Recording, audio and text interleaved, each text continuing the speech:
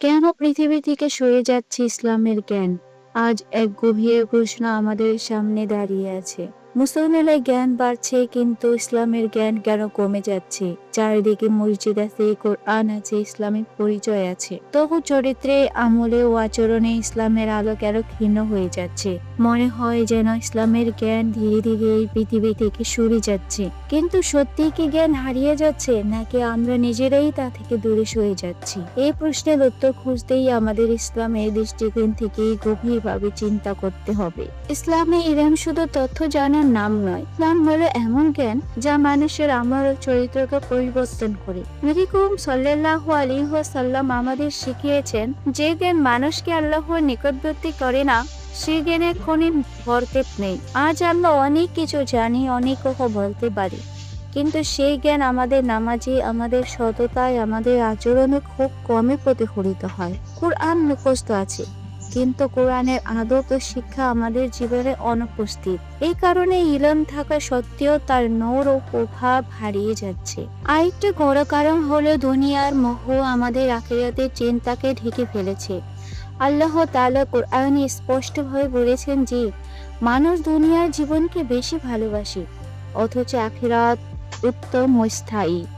আজ আমাদের চিন্তার কেন্দ্রবিন্দু হয়ে গেছে টাকা, ক্যারিয়ার, পদমর্যাদা ও সামাজিক প্রয়োজন। নামাজ, তাকওয়া, হালাল হারামের জ্ঞান, এসবকে আমরা সময় পেলে করার তালিকায় রাখি। যখন আখিরাতের গুরুত্ব কমে যায়, তখন ইসলামের জ্ঞানও আমাদের কাছে গুরুত্ব হারিয়ে ফেলে। ইসলামের জ্ঞান কমে যাওয়ার আরেকটি বড় কারণ হলো আলিমদের সম্মান ও অবস্থান হারিয়ে যাওয়া। নবী করিম সাল্লাল্লাহু আলাইহি ওয়াসাল্লাম বলেছেন, আলেমরা হলেন নবীদের উত্তরাধিকারী। এক সময় সমাজ আলেমদের কথা শুনত, তাদের পরামর্শে চলত।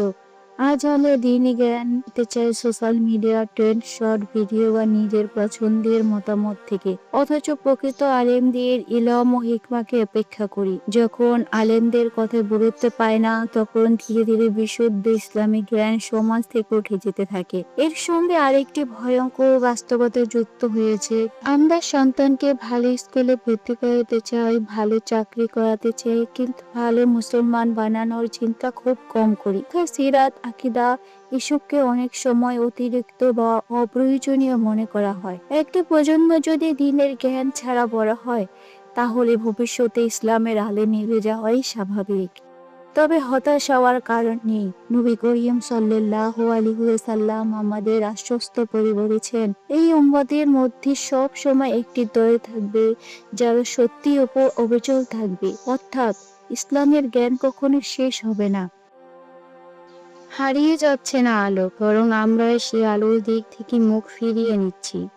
যদি আমরা নিজেরাই ইলম শিখি, আমলে চেষ্টা করি, সন্তানদের দিনী শিক্ষা দেই এবং দুনিয়ার চেয়ে আখিরাতকে প্রাধান্য দেই, তাহলে ইসলামের জ্ঞান আবার সমাজে ফিরে আসবে। ইসলামের জ্ঞান পৃথিবী থেকে সরে যাচ্ছে না, সরে যাচ্ছে আমাদের আগ্রহ। আলোভাবে যায়নি, আমরা নিজেরাই চোখ বন্ধ করেছি। আজ যদি আমরা ফিরে আসি, তাহলে আগামী প্রজন্ম পথ হারাবে না। আল্লাহ আমাদের সবাইকে ইলমে নাফি ও আমলে সালেহে তৌফিক দান করুন। আমিন।